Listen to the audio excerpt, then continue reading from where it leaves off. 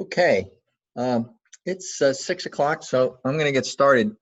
Um, what I'm going to do tonight is instead of showing you slides and hearing my voice, I thought it might be nice if you could actually see me while I'm talking to you, and I will kind of go through some slides um, and enable you to kind of get the essence of things. So. For this module, as you know, there's a number of short videos that set this up. And I hope you've watched those. If you haven't watched them yet, I'm not going to go through them today. You can watch those videos. They give you some background on concepts like employment at will and kind of the classic history of progressive discipline. They also talk about some stuff around just basics around giving negative feedback. And they also talk about stuff like, what it's like when you have to fire somebody, basically. An incredibly unpleasant thing to go through. So that's what they do. What I want to do tonight is something a little different. I want to kind of go through some basics with what would the conversation look like? How do you prepare for a conversation when you're dealing with a difficult employee there's a performance problem? What would you do during the conversation, and what would you do after the conversation? And there are a number of slides that are available on Canvas, so you can actually see that stuff. And so, although I'm not showing them right now, I don't think you can see these right now. I'm just going to talk you through them, okay? So that's the goal. And then you folks just interrupt me anytime you got a question, okay? And just unmute yourself, or some of you are already unmuted. That's great too, okay? So let me get started here.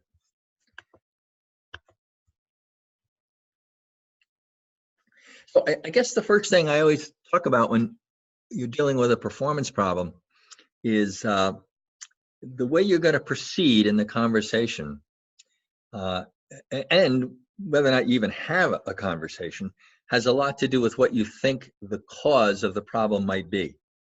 Okay, what do you think it might be? So let me kind of just walk through the basics. One is that the person could be trying to perform, but they're not getting the resources or support that they need to perform. So that's always an issue. And one of the classic resource issues is a time issue. So if somebody's just overloaded with work and they're not getting things done, that's a lack of resources issue, right? Another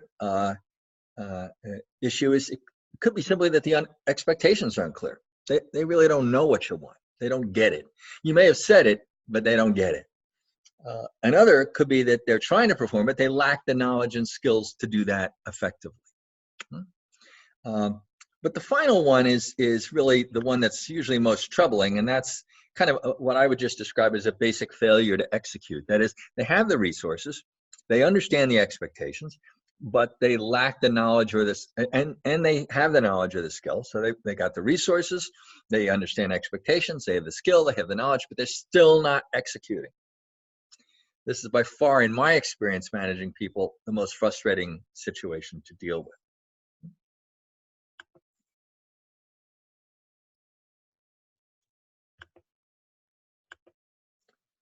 Sorry.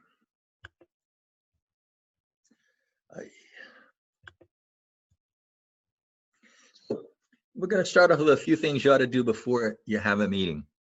And I should mention that the first time I ever dealt with a poor performer, I was probably about, 27, 28 years old, something like that. I was managing a group of about 10 or 11 people, and I had no clue in the world how to deal with this problem. And I had never received any training or any advice about how to deal with it. And as a result, I made a number of rookie mistakes. And I'm hoping that our short conversation this evening will prevent you from making those same mistakes. So One good way to begin is by thinking about what's kind of the category of the problem. And I see problems falling into three categories as to other people. One is an attendance or punctuality problem. That's by far the easiest to deal with because the issues are very straightforward. They're there or they're not. They're on time or they're late. It's not complicated. Another example is a conduct problem. And by conduct, what I mean is something where they're really breaking fundamental rules of the workplace. You know, they're smoking inside the building when there's no smoking allowed in the building. Or as something that actually happened to me one time when I was managing some people, two people got into an argument in the lunch room and one person picked up a chair and threw it at the other one. Lucky nobody was killed, but that's what happened. So that's, I think, a conduct problem. But the more common things are performance problems. Somebody's work just isn't up to standards. Okay. The next thing you ought to do before you start the meeting is to and literally think you ought to write these down. So this is my advice. Write this down before the meeting. List what has actually happened. What were the actual behaviors? And what next to each one of those behaviors that you consider poor, right next to it, write what is the expected performance? What did I expect to happen? So envision two columns on a piece of paper. One is you're describing what actually happened, and the other is what you expected to happen. And at this point, you need to be very careful to avoid making inferences. Let me give you an example. An inference would be a word like, you've got a lousy attitude. And I always say to people, if you tell me that I have a lousy attitude, I know this. If I didn't before, I do now. As soon as you use that term with me, you know, and I think that's the way everybody reacts. So and the bottom line is, when you got to the point of saying this person has a lousy attitude, or something else like, oh, they're not a good team player, or something like that, you're making an inference. Instead, what you want to write down is, what behavior did the person exhibit that led you to conclude that they have a bad attitude? Write that behavior or those behaviors down. Don't use the word attitude. What behavior or behaviors led you to conclude that the person isn't a team player? Write those down. Don't use the term team player. So you got it. You're envisioning two columns, right? And the two columns, that's your goal. That's what you want to be focusing on, okay? And that's going to be really important during the conversation itself. Okay, let me move on to the next thing here.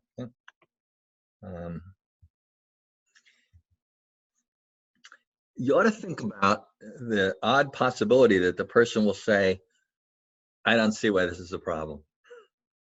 I don't get it. I just don't see why it's a problem. I think this is something that the case for this week actually would create a real opportunity for somebody to say this. I don't see why it's a problem. I just don't get it. You know, boy, some people, you know, I'm a market researcher. Some people gave me some questions to use in a study. I'll be honest with you, the questions were terrible questions. I used as many as I could. I dropped the rest of them. So they're upset. I don't understand why it's a problem. So imagine in advance, always think to yourself in advance, what would I do if somebody said that to me? What would I say? And try to explain why it matters. Because if that question comes up, you're able to then answer it. And you should do that again before you get to the actual meeting. You also ought to think in advance, what would happen if this problem doesn't get better over time? Again, this is before the meeting. I mean, that could be a lot of things. It could just be something simple like you're going to have to more closely supervise the person, or they're not going to get a good performance rating, or that might hurt their salary increase, or it might mean that they are going to get some kind of formal discipline. You know, they'll get depending on the company you're in, that could be called a verbal reminder or a verbal warning, or a written reminder or a written warning, or it could be that they issue it, but many companies, as you probably know, call a PIP, a performance improvement plan. But figure out what's going to go on if this doesn't get better. That's a really important thing to know as well. And the last thing you ought to do before you meet with the person is think about what action steps could take place. What would be helpful? Rather than just coming in and saying there's a problem, you want to have some ideas about how it should get fixed, I think. Yeah. Okay. Let's do a couple of other basics here.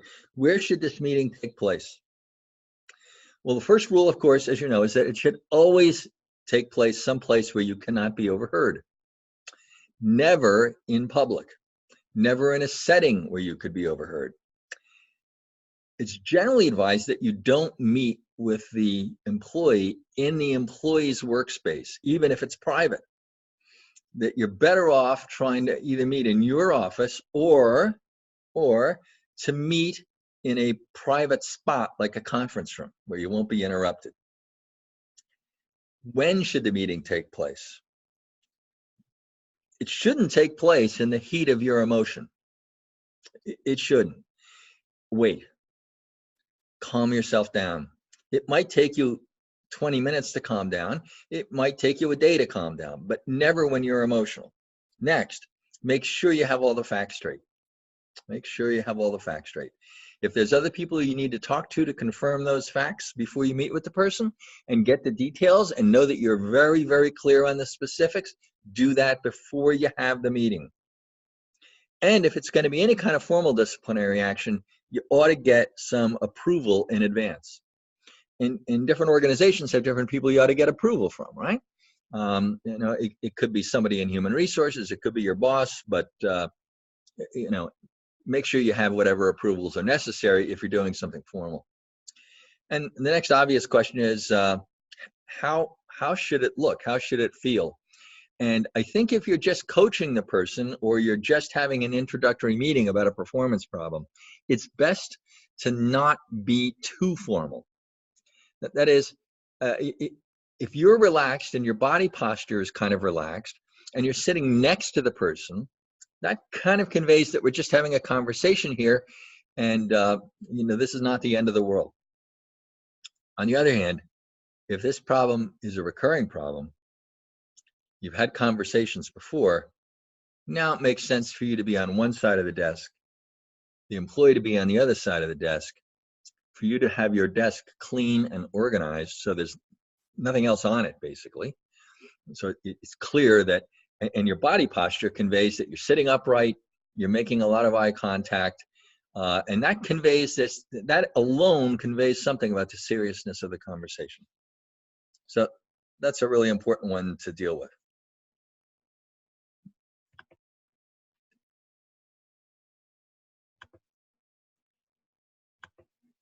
Can I stop here and ask if anybody's got any questions? Any questions?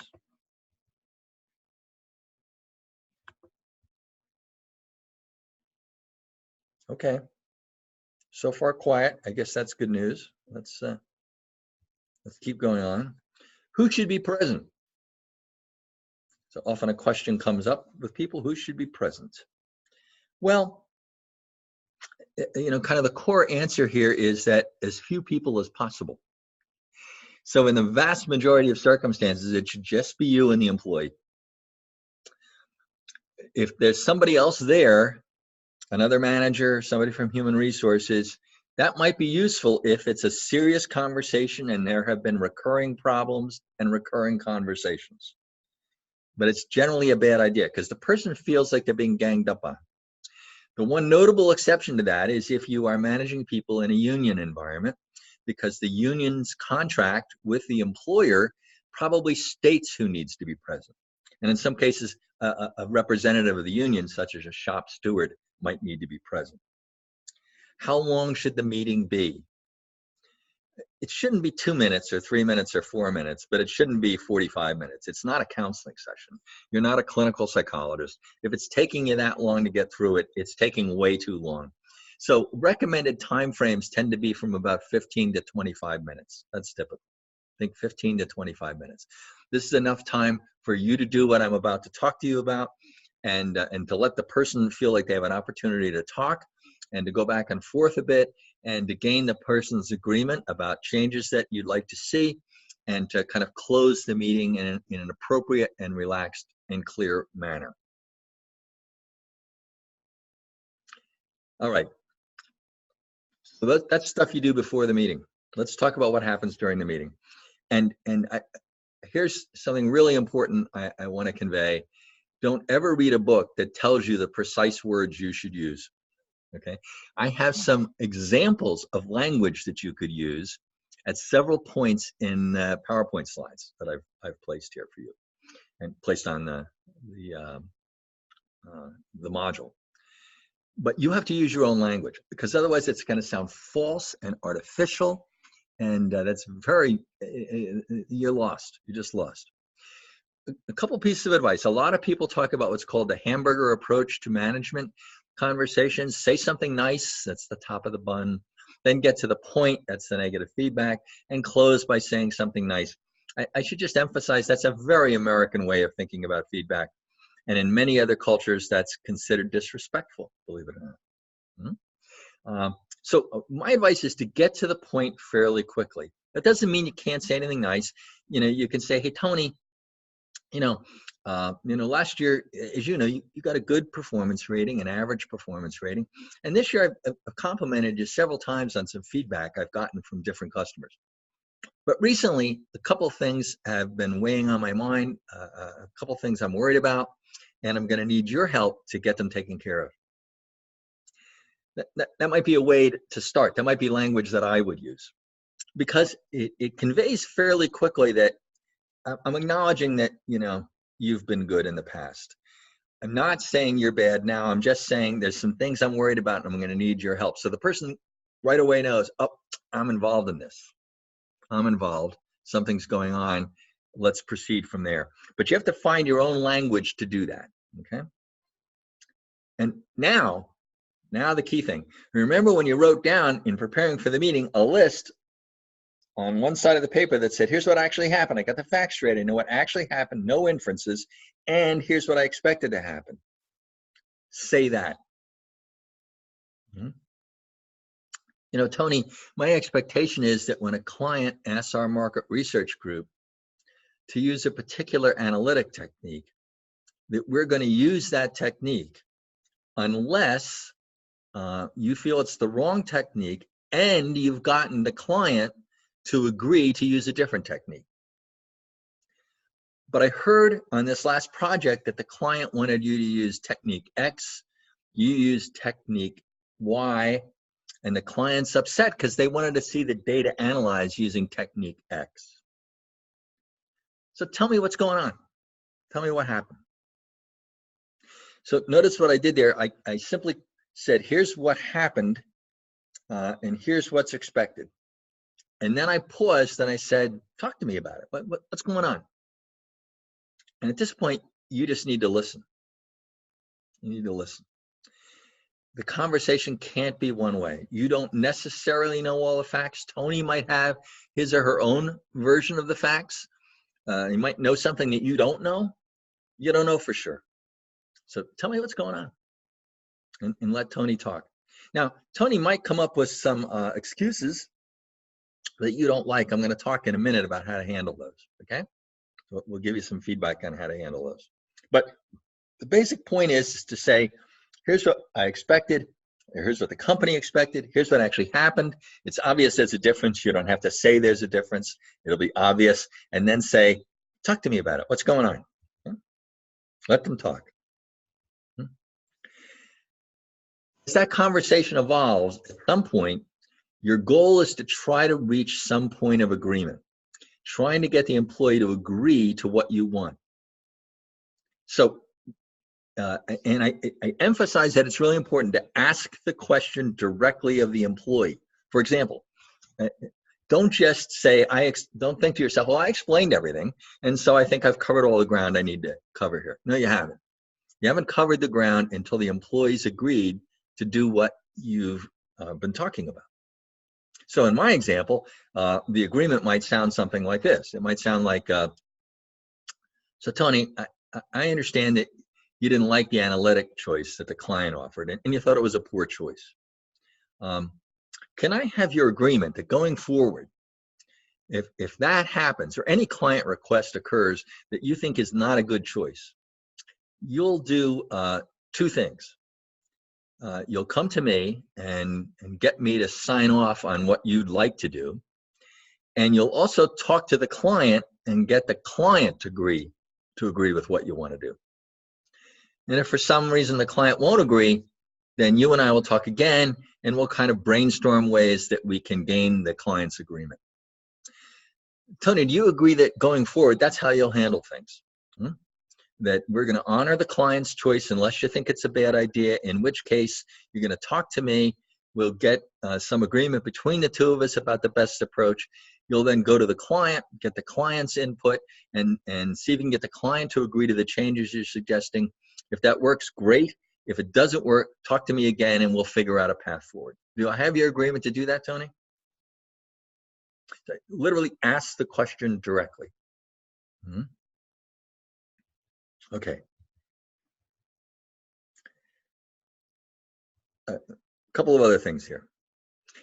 What if Tony does some things that are dodging responsibility, I would call it, okay? So the focus of responsibility has to rest with the employee here. Has to rest with the employee. Solving the problem has to rest with the employee. You can't let the employee put it back on you. If there's something you need to do to support the employee to make it possible for the employee to solve the problem, you can certainly agree to do that. But the focus of changing the behavior has to rest with the employee. So let me give you two examples that I think are great examples. I first heard them from a guy named Dick Brody, who wrote a great book, which is referenced here. And Dick Brody calls this the yeah, but game. So I'll give you an example here.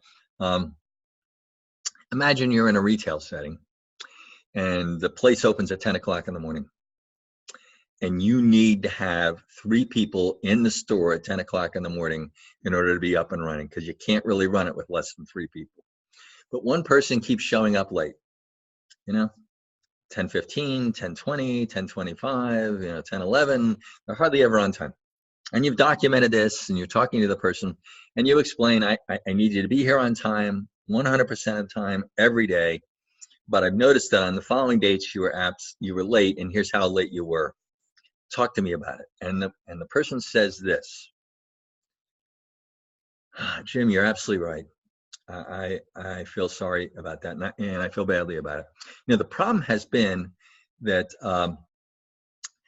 I've got 3 kids at home, and their father works second shift, so he works from 4 in the afternoon to 12 midnight. He doesn't get home till about 1. And one of the things I've been doing, because I want the kids to be able to see their dad, I think you can understand that, right? Is that because they can't see him in the afternoon because he's left for work by the time they get back from school. And they can't see him in the morning because he'd go to school. They go to school before he even wakes up. So what I've been doing is I've been letting them stay up or get up when dad comes home, just to visit with him for like 30 or 45 minutes. And the challenge, it's worked great, but the only challenge is then the kids have a lot of trouble getting up in the morning. So we're always running behind. And by the time I get the kids up and out of the house and drive them to school and get back and then drive all the way here, I keep winding up being a little late. And I hope you can understand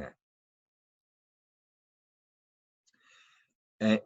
And the first piece of advice I would give you is to, under no circumstances should you engage in a discussion about how to solve that problem.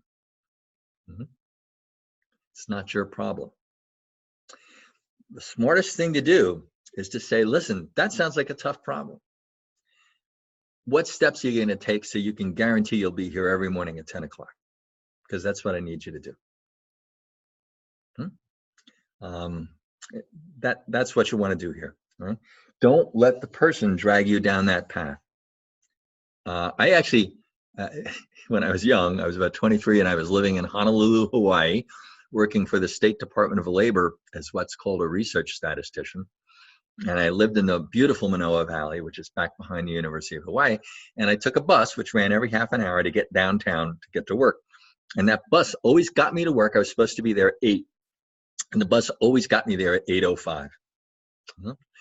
And I was a very diligent worker. And whatever work they gave me for the entire day, I always had to finish by 2 o'clock in the afternoon, and I asked for more work. And they were always, very grateful and all that. And after a few weeks, the boss said to me, "You keep getting here at 8:05." And I said, "Well, I understand.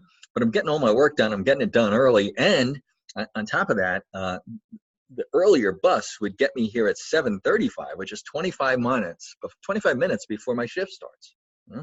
Whereas this bus just gets me here at 8:05. I just thought it'd be okay. And my boss said to me, yeah, the bus that gets you here at 7:35? I said, yeah. She said, yeah, from now on, take that. That was great.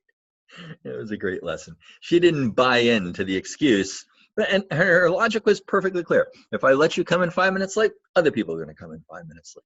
And now what am I going to say? So that's called the yeah, but game. Don't go down the path. If you say to this woman who gave you this description about this problem and can't get the kids up and they can't see their father, and you come up with some idea that says, oh, have you ever thought about trying this? Oh, yeah, I tried that. That didn't work. Now it's like it's your problem. Like, that's crazy. You have to say it so that she sees it as her problem. Don't buy into the yeah, but game. Another thing that people will do is, and I've had this happen to me on several occasions, so I know it's real, is what Dick Grody calls the irrelevancy game. And the irrelevancy game is when somebody says something like this.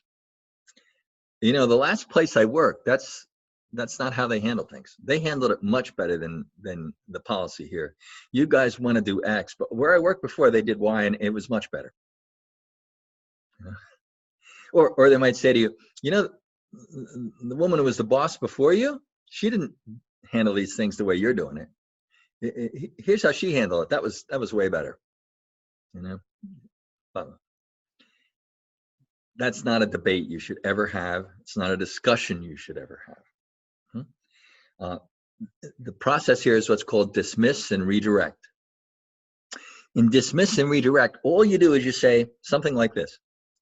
Listen, as far as how things worked at your old employer, or alternatively, as far as how the previous boss used to handle things, that might be a matter that we could discuss on another day and at another time.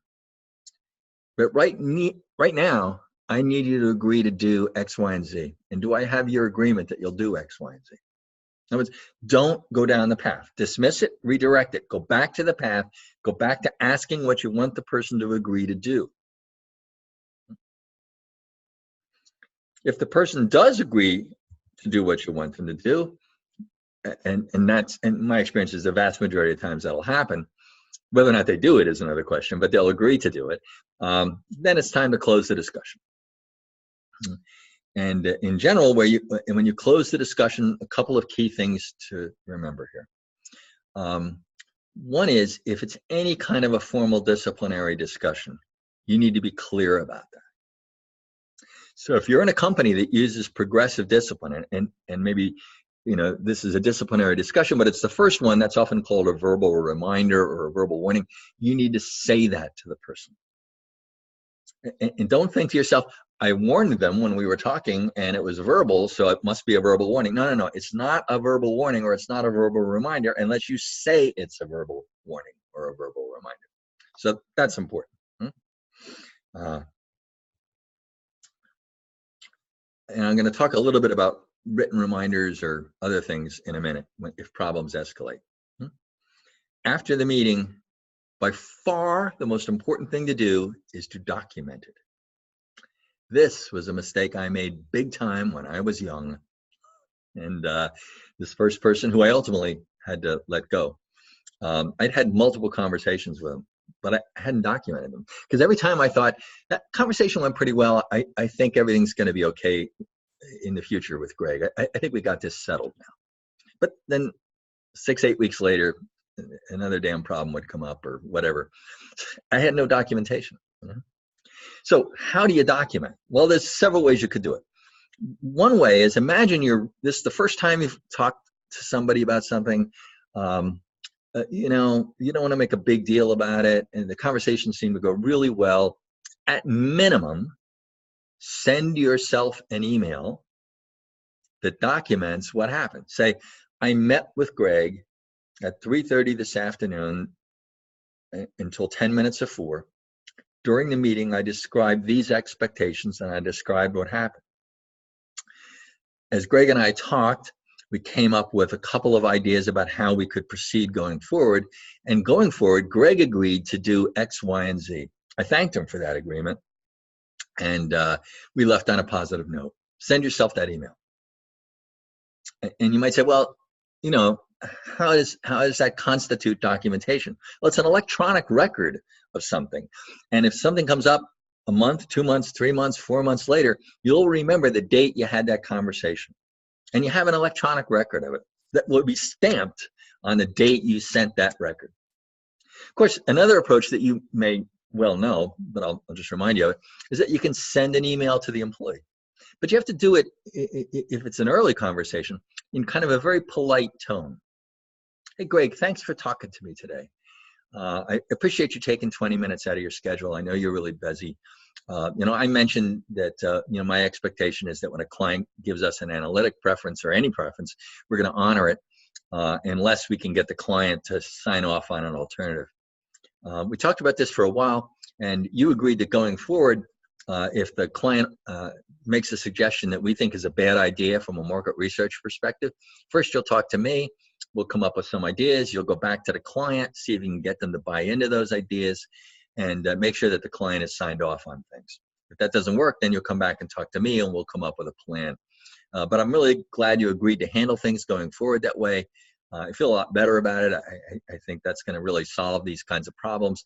And if you have any questions anytime, please let me know. And again, I appreciate you taking the time to meet with me. So the tone is kind of friendly and grateful, but it's actually documenting the meeting and documenting what Greg agreed to do. Now, Greg has a copy of it as well as you. Now, sometimes you get to the point where you've had this conversation once, or maybe even twice, and now it's time to put something in writing. Again, this is a time where there's some kind of formal process. This could be what's called a written warning, or a written reminder, or a performance improvement plan, depending on what company you're in. One, always make sure you get approvals from your boss or HR before you do this step. Yeah? That's really important because they can tell you whether or not similar problems have been handled the same way in the past. That's really important. Two, don't put things in writing before the meeting. Have the meeting, structure it almost exactly as I just described. We met on such and such a date. You know, I explained my expectations for X, Y, and Z. Since then, A, B, and C happened. Talk to me about it. You know, same thing. Let's go on and on. And to say, look, this is a serious point now. We've had several problems with this, several discussions about it. So this meeting is going to constitute a written reminder, a written warning, a performance improvement plan. And so we're going to put this into a document. And what I'll do is I'll send you an email that has all the details in it after the meeting. And then I want you to take your time, read it over, and we'll meet just again for 5 minutes to make sure that what I sent you is exactly your memory of our conversation, and that it makes sense to you and that you're in full agreement with it. So what should go into that memo? Who was there? What was the time of the meeting? What was the date of the meeting? What were the times and dates of previous meetings? What happened at the previous meetings? What were the expectations? What's happened since? State that the situation needs to be corrected, not improved. Don't say it has to be improved. Too vague a word. It has to be corrected. Again, specify what needs to be changed and thank the employee for the employee's agreement to make those changes, assuming the employee has done that, which again happens in the vast majority of instances. So thank them for their agreement to do that, right? And put all of that in that written document. Here's what you're going to do going forward, et cetera. Send it to them. Keep a copy for yourself. Send it to your boss. Send it to your human resources liaison. Again, let them read it and then review it with them. Make sure it's okay with them. I don't think there's any need to have somebody sign that. Say, well, Greg, I need you to sign this. You know, when you say that to Greg, Greg's going to be thinking, what, you don't trust me? You think I'm going to lie like we never had the damn meeting? You know, it just seems disrespectful. Just say, listen, you know, your word's good enough for me. You don't have to sign this. I just want to make sure it's okay with you, et cetera, et cetera. So that's what a written reminder or something else might look like. Some companies do different things. If the problem continues, some companies suspend the person with pay or without pay. Some companies use what they call a paid decision-making leave. I won't go into details about it. It's in the slides. But a paid decision-making leave basically does this. It says, you know what? We've really reached a point where we've had multiple conversations and things just have not gotten better. I need you to take tomorrow off. I need you to go home and take tomorrow off. I don't want you to come in tomorrow. I'm going to pay you. I don't want you to be worried about pay at all. I'm going to pay you. Okay? I want you to decide tomorrow whether you could come back the next day and tell me one of two things. One, I'm going to fix this permanently. There will be no more problems of any kind. Or, I'm not confident I can fix this permanently, and I think it's best for me to resign. And you can do either one you want. Okay? And the employee might say, I don't have to take the day off. Say, no. Take the day off with pay. Because it's so serious that I want you to think about it. So when you're making a commitment, if you make a commitment that you want to stay, that it's a really well thought out commitment. In many ways, that's just more constructive than sending somebody home and suspending them and not paying them, which doesn't accomplish much. So that's called a paid decision-making leave. You can read lots more details about that, okay? Just a couple final points. People often ask, can disciplinary actions be deactivated? Imagine you give somebody a verbal reminder and 18 months later, everything's been great, and then another problem occurs, you know? I don't know. Do you have to start from scratch again? 18 months and it's not a big deal? Probably, you know? 2 months, you shouldn't start from scratch again. What if 2 years have gone by and nothing's happened? Or maybe even 12 months and nothing's happened. The person's just been terrific. You can say to the person, you know what? Because you've been terrific, any documentation that's in your performance files, I want you to know we're just going to remove it because you've done a great job. Yeah? Remove it. In essence, you're deactivating the disciplinary action. So, you know, and different companies could have different policies about that. Some companies might say, well, it's 6 months or it's 12 months or whatever it is, you know, it's 2 years, whatever it is. But yeah, the person shouldn't be permanently stamped, as Sister Bridget would have told me in 5th grade Catholic school, that it will be on my permanent record forever. That shouldn't happen, okay? So those are some basics about how to handle the meetings, how to prepare for them, how to conduct them, what the key things are, and what you want to do afterwards. And again, I want to emphasize that this is a structure for getting ready, conducting, and afterwards what to do. It's not telling you the exact words to say, because that's very unrealistic. It really isn't a good way to handle things. You need to use your own language. But this structure will really help you do a good job with this. I'm really confident about that. Sometimes things get bad enough where we then have to fire the employee or terminate the employee or whatever, dismiss the employee. Or I actually did consulting at a company where when they fired somebody, they referred to it as sending them home. We sent her home.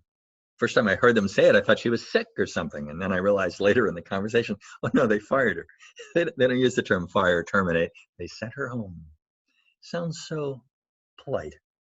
Anyways, whatever. But that issue is covered in a separate video, which I've posted on the Canvas site. So let me pause here and see if anybody's got any questions before we close things up. Any questions? You can unmute yourself if you've got a question.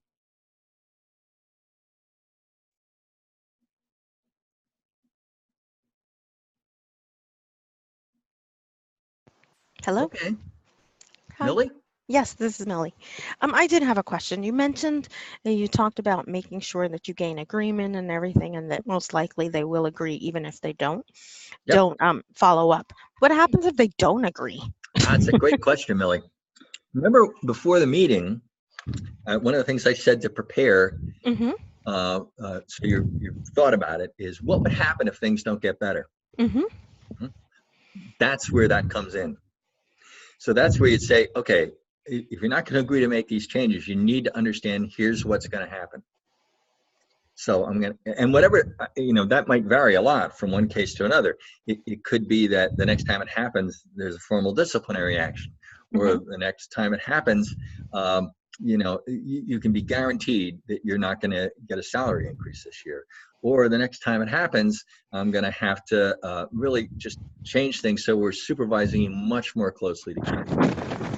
Or Mhm. you're not going to get a chance to work on that project that you've been asking me about. Whatever it is, but you've thought about that before the meeting, Mhm. and I should have made that clear. That's what you're going to do if the person says, "Nah, I don't want to do it."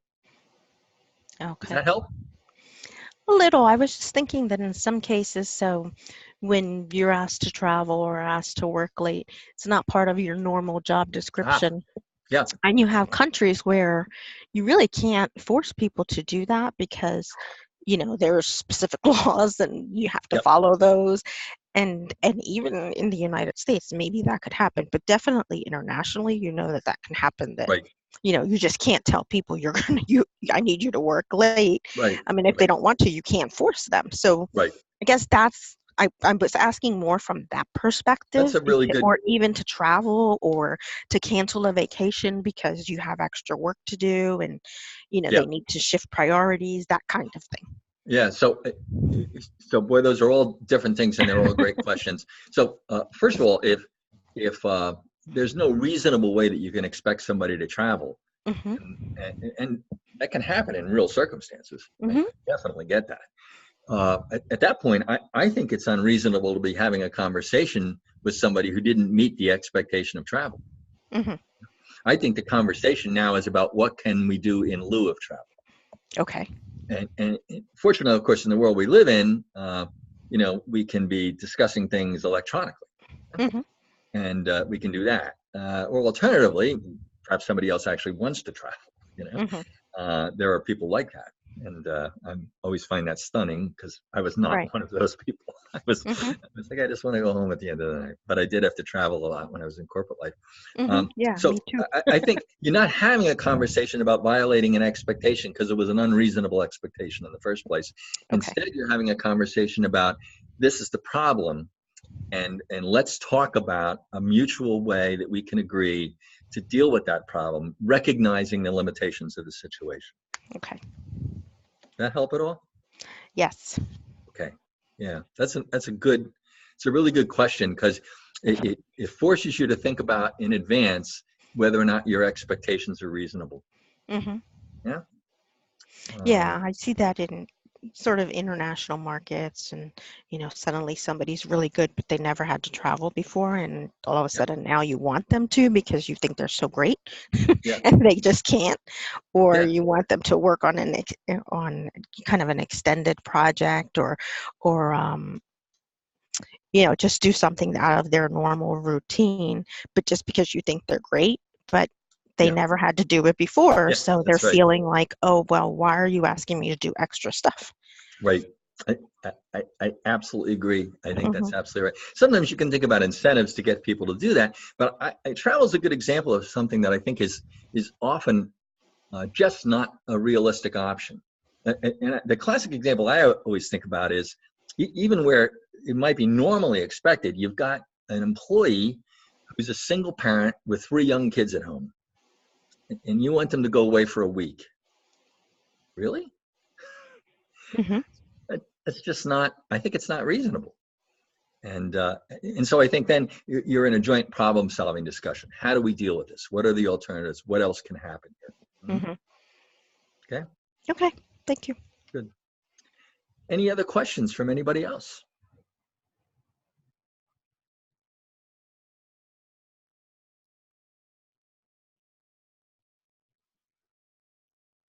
Okay. Um, well, I hope you found it useful. I hope this will help you with the assignment for this week as well. And I'm looking forward to reading those. The final part of that isn't due until Sunday night. It's kind of a two-piece thing, as you know, when you read about it. We're approaching the end of the semester, so if you have any questions as things evolve, let me know.